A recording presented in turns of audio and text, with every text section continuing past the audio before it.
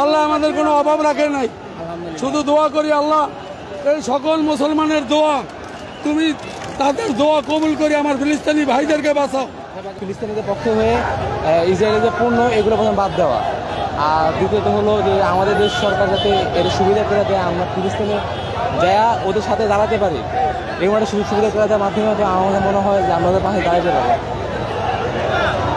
ফিলিস্তিনের যে গণহত্যা হচ্ছে, এই গণহত্যায় আসলে আপনি কতটুকু ব্যথিত হয়েছেন?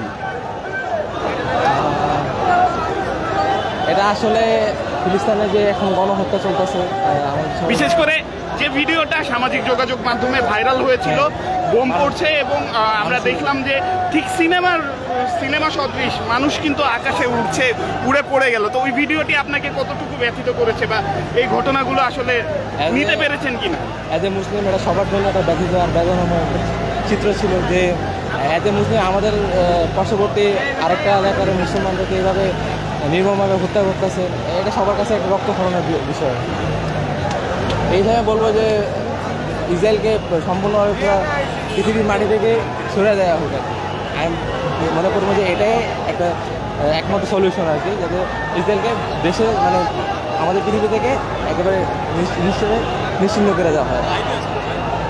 প্রিয় দর্শক, যেমনটি আপনারা দেখছিলেন, আমরা কথা বলছিলাম একজন যিনি এখানে এসেছেন। পাশাপাশি আমরা দেখছি এখানে যারা এই কর্মসূচিতে যোগদান করেছে তাদের জন্য বিনামূল্যে পানি এবং বিস্কুট বিতরণ করা হচ্ছে। আমরা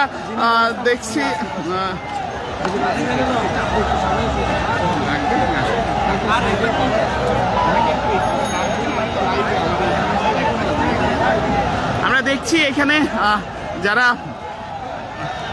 মুসল্লি যারা এখানে এসেছেন তাদেরকে কিন্তু তারা কিন্তু এখানে বিনামূল্যে পানি এবং বিস্কুট বিতরণ করছেন, যার উদ্যোগ নিয়েছেন জাকির হোসেন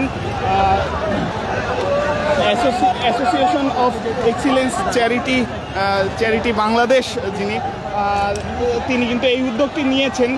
আমি একটু তার সাথে কথা বলবো। ভাই, আজকে এই উদ্যোগটা নেওয়ার পিছনের কারণ কি? ভাইয়া, আমি শুধু এই উদ্যোগ না, আমি 36 ডিস্ট্রিক্টে কুইদিদের থেকে হাজার হাজার কোটি টাকা নিয়ে আমি 3বার CIB পাইছি, 17বার অ্যাওয়ার্ড পাইছি। আমি 36 ডিস্ট্রিক্টে সমাজসেবক, মসজিদ, মাদ্রাসা, কলেজ, টিউবওয়েল, এটা সরকার জানে এবং এই জিনিসটা আমি জানতাম না। গত রাত 8টার সময় জানছি, জানার পরে সকাল থেকে আমি দিতে আসি, রাত্রে 12টা পর্যন্ত দিব। আল্লাহ আমাদের কোনো অভাব রাখে নাই। শুধু দোয়া করি আল্লাহ এই সকল মুসলমানের দোয়া, তুমি তাদের দোয়া কবুল করি, আমার ফিলিস্তিনি ভাইদেরকে বাঁচাও, তাদেরকে হেফাজত করো।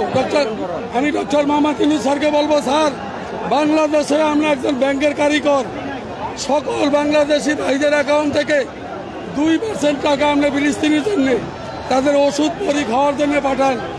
16 বছর থেকে 60 বছর পর্যন্ত যত বাংলাদেশি আছে সবাইকে 3 মাসের মিলিটারি ট্রেনিং দেন, যাতে করিয়া ভবিষ্যতে যদি বাংলাদেশকে কেউ ফিলিস্তিন বানাইতে চায়, আমার ভাইরা যদি বড় সুবিধা থাকে, আমরা এই 20 কোটি বাঙালি 20,000 কোটি অন্য দেশের মানুষের সাথে লড়তে পারবো।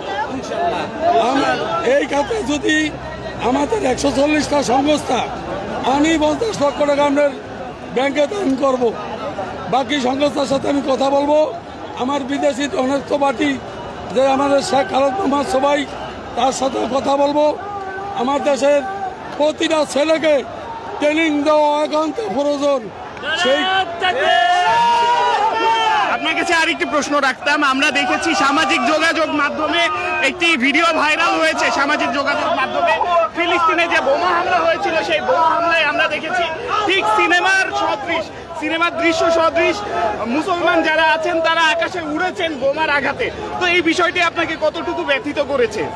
এই বিষয়টি হলো, আমাদের যে আরব দেশগুলেন আছে, আরব দেশের মানুষগুলেন অর্থ দেয়,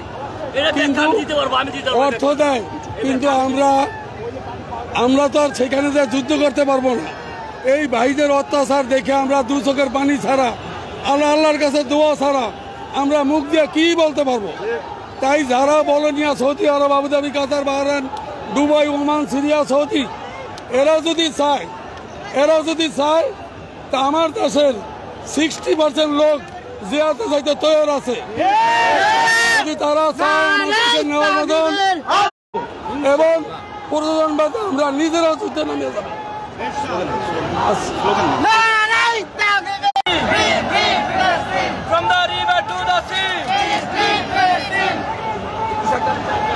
স্লোগান দেন। From the river to the sea.